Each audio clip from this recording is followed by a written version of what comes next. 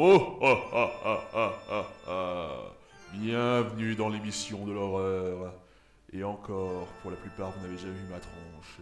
C'est Halloween et nous allons parler des épisodes d'Halloween. Parce que si on parlait des épisodes de Noël, alors cette intro serait très très bizarre.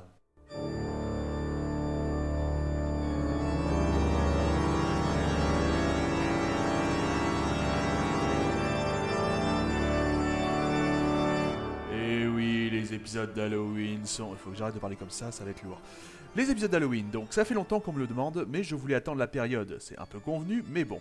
C'est une fête dont le succès ne se dément pas aux USA, alors qu'en France, elle n'a clairement pas autant pris, malgré une tentative à la fin des années 90, qui fait qu'aujourd'hui on en parle un peu malgré tout, et qu'elle a même éclipsé Mardi Gras. Bref, comme Noël et Thanksgiving, c'était logique que les Simpsons y consacrent des épisodes. Avec une différence, la décision d'en faire un épisode annuel, ce alors que même Noël, durant 5 saisons consécutives, n'aura pas d'épisode clairement consacré, ça peut surprendre.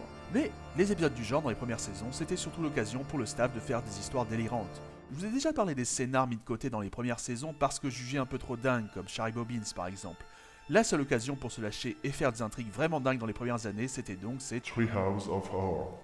Mais pour le staff encore tâtonnant, même si les critiques des bien-pensants contre la série n'étaient pas encore à leur paroxysme, méfiance, ils craignent que ce soit trop lugubre pour les spectateurs et d'avoir donc encore des lettres d'insultes. C'est pourquoi au début de l'épisode, ils rajoutent l'avertissement de Marge, qui est tiré du film Frankenstein des années 30. Et en fait, vous commencez à me connaître, je trouve qu'en général, tout ce qui est inclus à un épisode par crainte de se ramasser des critiques des gens ou de la censure, ça mérite d'habitude. Mais là, pour le coup, je trouve que ça ajoute un certain cachet à l'épisode, question ambiance. Oui, les premiers avaient plein de petites touches pour l'atmosphère, comme les tombes, avec un deuxième service pour le tout premier même. Petite anecdote, si l'une d'entre elles porte le nom de Paul McCartney, c'est parce que selon une vieille histoire, ce dernier serait mort en 66 mais aurait été remplacé par un sosie. McCartney qui s'en moquera lors de son apparition dans Lisa la végétarienne. Autre touche pour les premiers épisodes d'Halloween, une présentation pour chaque histoire. Et cette variété était plutôt sympa, notamment pour ses emprunts et références à l'horreur classique. Prenez celle de Bart dans Simpson Horror Show 4, ça fait référence à la série télé des années 70 Night Gallery, une série assez oubliée, et assez oubliable à vrai dire, qui tentait de renouer avec le succès de la 4ème dimension.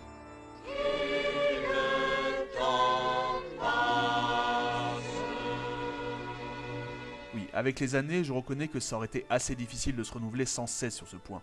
Du coup, le Simpson Horror Show 5 marque la fin des tombes amusantes et des présentations des différentes intrigues. Bon, pour la présentation, ça tient aussi au fait que les épisodes devenaient alors plus courts pour que la Fox puisse passer plus de publicité. Donc il fallait trouver du temps ailleurs pour que les diverses histoires n'en pâtissent pas trop. Et comment parler de ces épisodes sans évoquer les mascottes Kang et Kodos, ces extraterrestres baveurs iconiques de la série.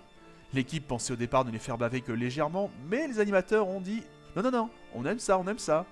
Et les deux extraterrestres se sont ainsi mis à baver en permanence. Enfin deux, trois quarts. Oui, je vous en ai déjà parlé, au départ il y avait le pauvre cuisinier Serac qui ensuite disparaîtra. Les deux autres en revanche, il a été décidé très tôt qu'ils devaient apparaître dans chaque épisode d'Halloween. Après, oui, il arrive que les auteurs ne pensent qu'à eux qu'au dernier moment, c'est pourquoi certaines de leurs apparitions sont étranges. Car là encore, se renouveler les concernant ne doit pas être aussi simple. Le staff doit s'arranger quand même pour qu'ils aient de temps en temps une intrigue pour eux. Mais contrairement à Tighty Bob qui revient faire un petit coucou toutes les 2 saisons en moyenne, il est arrivé qu'on reste 8 ans sans voir un acte d'Halloween consacré aux deux frères. Au moins, au milieu du 17ème épisode d'Halloween, qui n'est sans doute pas le meilleur épisode d'Horror Show sorti, cela servira au staff pour faire une vraie critique de l'administration Bush.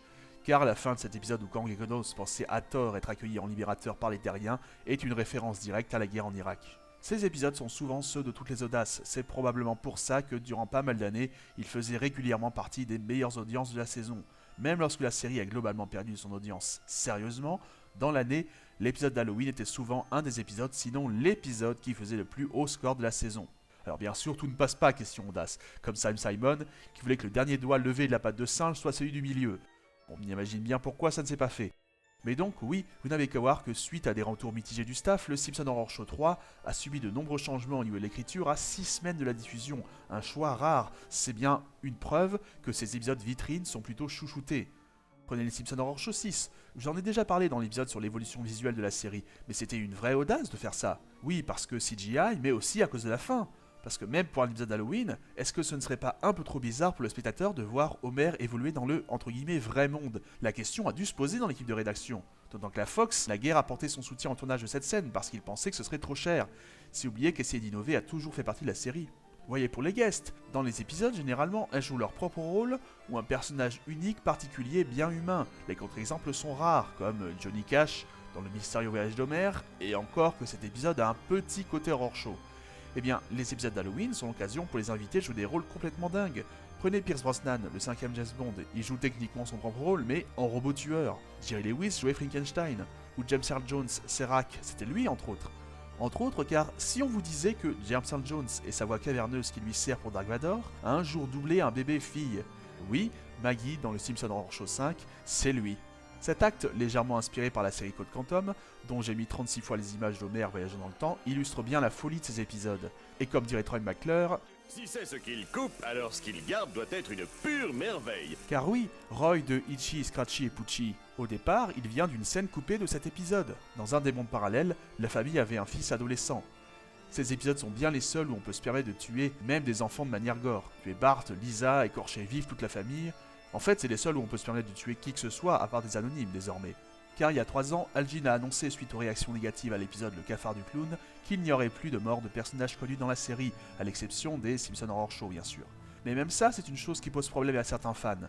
Je le disais, les premiers épisodes misaient plus sur l'atmosphère, prenez les corbeaux par exemple, que sur la violence. Mais après quelques années, vous remarquerez que c'est devenu de plus en plus gore. Quand tu respires une fleur, ça fait boum boum dans ton cœur, tu affoles tes mécaniques. Malgré la censure, comme Krusty qu'on devait voir au départ être déchiqueté par la bombe dans l'homme Oméga. Bon, ça finalement ils le feront plus tard. Et dire que dans ce même acte, quand Homer danse nu dans l'église, au départ il devait danser sur l'autel, mais que ça aussi ça a été coupé par la censure. Quel gâchis! Cette information était une scène coupée de l'épisode précédent. Et c'est quelque chose de très personnel, mais même si les gags sont bien sûr importants, je dois dire que j'apprécie quand les épisodes d'Halloween n'oublient pas d'être des épisodes d'Halloween. Je préfère les intrigues sombres et horrifiques à celles farfelues. Or, quelques-uns étaient plus foufous que véritablement horrifiques, et quitte à avoir une des 3 histoires moins lugubres et effrayantes, j'aurais tendance à vouloir qu'elle soit en première position comme un préambule et qu'il y ait un crescendo dans la noirceur et la violence. Mais c'est un souci inhérent aux épisodes avec plusieurs intrigues, ils sont souvent inégaux, ce qui entraîne chez certains fans des hésitations sur le fait que tel horror show soit bien ou pas. Quand tel acte est très bien mais que le suivant est médiocre, difficile de donner une moyenne. En tout cas, rapport à ce que je disais sur l'importance de la noirceur, je ne sais pas vous, mais je préférerais toujours un cauchemar sur Evergreen Terrace à un Homer 3D, un Je sais ce que vous avez fait à un Recherche Xela désespérément, un Crime et Châtiment à un Dans le ventre du monstre. Il faut croire que j'aime me faire peur. Mais c'est vrai ça? Puisque j'aime me faire peur avec des trucs horribles, dans le prochain épisode, on va parler des jeux vidéo Simpson.